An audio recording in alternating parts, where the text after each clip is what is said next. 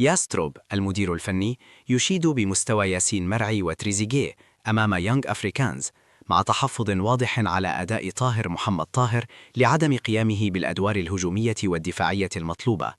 محللو أداء على السوشيال ميديا يبدون تحفظات شديدة على تصرفات زيزو أمام المرمى مؤخرا، وتريزيجيه يعاتبه أكثر من مرة خلال المباراة ويطالبه بالهدوء. موقع وين وين ومحلل الأداء محمود عبد الرحمن يؤكدان أن فوز مروان عثمان ب3 مواجهات ثنائية فقط من أصل 13 يثبت عدم صلاحيته كمهاجم صريح، وخطورته الحقيقية تظهر في التحولات السريعة. تحفظات جماهيرية واسعة على أداء بن رمضان، طاهر محمد طاهر، زيزو، بن شرقي ومحمد هاني، مع تأكيد البعض أن الأهلي كان قادرا على تحقيق نتيجة أفضل رغم أن التعادل خارج الأرض مقبول.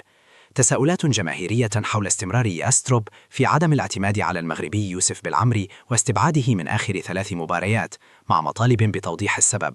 كمويش مهاجم الأهلي الجديد ينتظم في المران قبل مواجهة البنك الأهلي بعد إعلان ضمه رسميا، ويترقب ياستروب جاهزيته لحسم مشاركته. منتخب أنغولا يخطط لضم كمويش لأول مرة بعد انتقاله للأهلي، ومدربه السابق يؤكد أن نجاحه مرهون بسرعة اندماجه وتوفير الأجواء المناسبة له. البنك الأهلي يفقد خدمات أسامة فيصل أمام الأهلي بسبب الإيقاف للإنذار الثالث.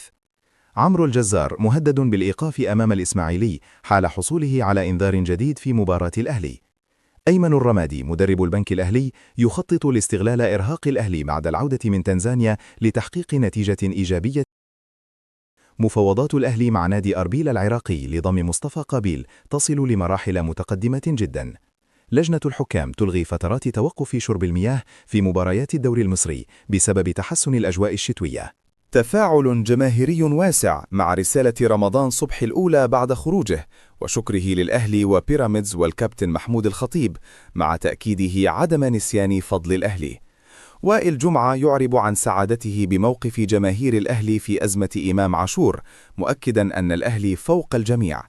الصحفي الأردني مفيد حسون يؤكد إجراء بيراميدز اتصالات جديدة بخصوص الفاخوري، وقد يتم الاتفاق الليلة. وليد صلاح الدين يؤكد أن تغريم إمام عاشور 1,500,000 جنيه قرار شخصي مدعوم من مجلس الإدارة، والإيقاف ينتهي بعد مباراة الإسماعيلي، والعودة بعدها بيد الجهاز الفني. مدير الكرة يشدد على أن الأهلي لا يتهاون في تطبيق النظام مهما كانت أهمية اللاعب أو المباراة، وأن المبادئ أهم من أي نقاط أو بطولات.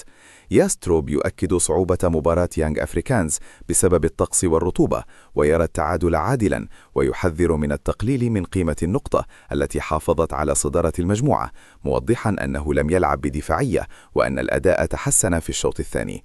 إشادة بتسجيل اليوديانغ للهدف، وتأكيد أن الفوز في المباراة المقبلة يؤهل الأهلي رسميا للدور القادم.